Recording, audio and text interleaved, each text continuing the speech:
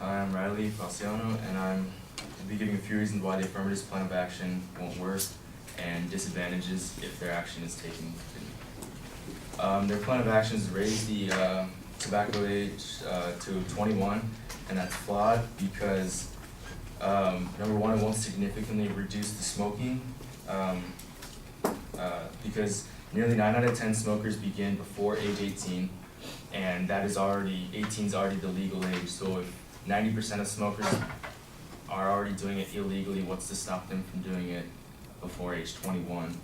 Because they're already getting them from people who, they can't get themselves, they're already getting it from others who are getting them for them. So if they're getting that, then they're already doing something illegal. And they said that Hawaii has saved money from changing the age to 21, but I'm just wondering how that's happened because it doesn't go into effect until January 1st. Only one county has, and that's not the actual, they haven't actually changed the smoking age because that's just one county and the state actually hasn't passed the law yet.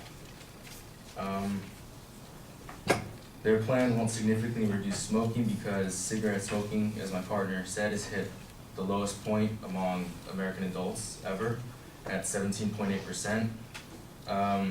And even though our population has been increasing to, in 2013, 317 million people, cigarette smokers have gone down to 42.1 from 2005 of 45.1 million. So cigarette smoking has gone down while our population has still been going up. And another significance claim, workability, is that as of October 2nd, 2015, there have been 1,600 100% smoke-free campuses, and of these 1,000 are tobacco-free. It has grown from the 586 campuses on October of 2011, and it is expected to grow and continue as a result of the growing social norms supporting smoke-free environments. And then their plan lacks to enforce it because enforcing it, they don't have the resources to go through with it because as of now, the time we don't have the resources in police forces to go out and stop smokers that are underage or stop smokers that are buying it illegally. We have bigger problems to worry about than go out and see somebody who's under the age of 18 and stop them from smoking. That'll just be we need more funding, and more funding means that we're already in a deficit. We're already spending more than we have, and more funding is not what's going to happen. There are 3 ways the public sector regulates smoking already, and that's number 1, by excise tax. And if that's taken away, this is from Health Affairs, the Economics of Tobacco Regulation.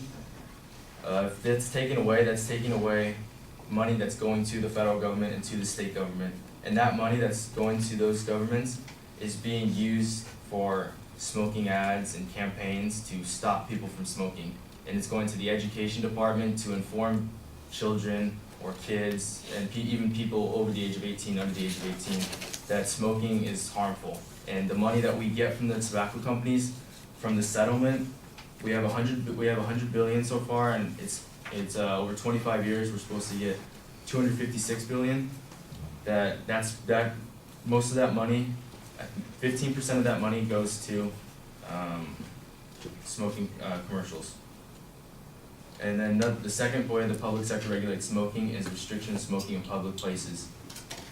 This is because the social norm is that people don't want smoking anymore, and it's already became that way. So it's limited from workplaces, restaurants, and public transportation, and many more ordinances have been made at the county level. At end of 1997, all states except Alabama had a form of regulation, and 21 states banned smoking in private workplaces.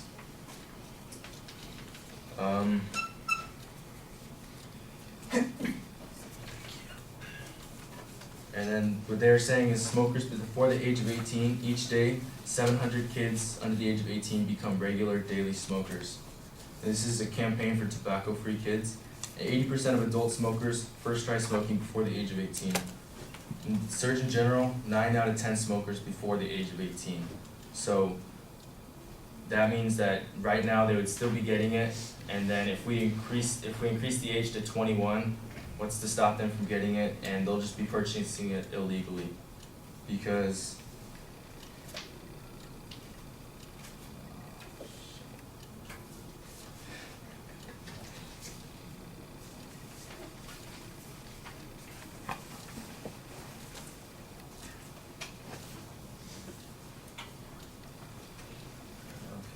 and into disadvantages, the taxpayers would take a financial hit if the smoking age is raised, because in New Jersey, the bill passed the Senate and is into an assembly committee now, and it's seen at $19 million a year loss of revenue. And in California, it's an estimated to be $68 million loss. Losing that source of revenue would make the government tax the taxpayers more, and they'd have to redirect funds, but the government's already overspending. Raising the smoking age to 21 would have negative consequences for businesses by stores that sell tobacco products, by driving young people to the black market. If you raise the age, people under the age of 21 will find cigarettes somewhere else. Bill Dabrowski, president of California Retailers Association. If we do that, then we will get no excise tax from cigarettes, and that means less money for the government, business falls, less employers, that means less money for the government, less money that's going into the pool. And our last one is infantilizing adults. If you infantilize adults, you're taking away their choice, you're taking away their ability to make choices for themselves when they already have the ability to go to war and drive and everything. And I was just, how much of a difference between maturity of 18 and 21. And as they said, as the affirmative says, if they're fully developed at 25, why not just make the smoking age 25 instead of 21?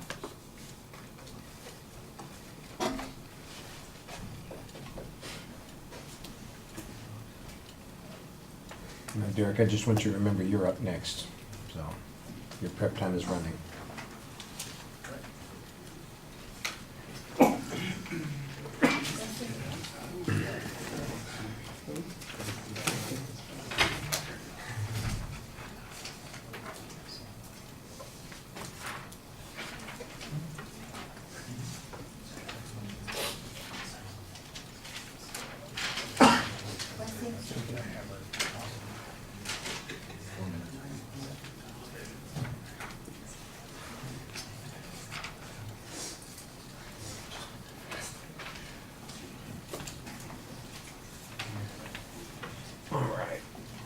You guys have 3 minutes of prep time left. Hold on.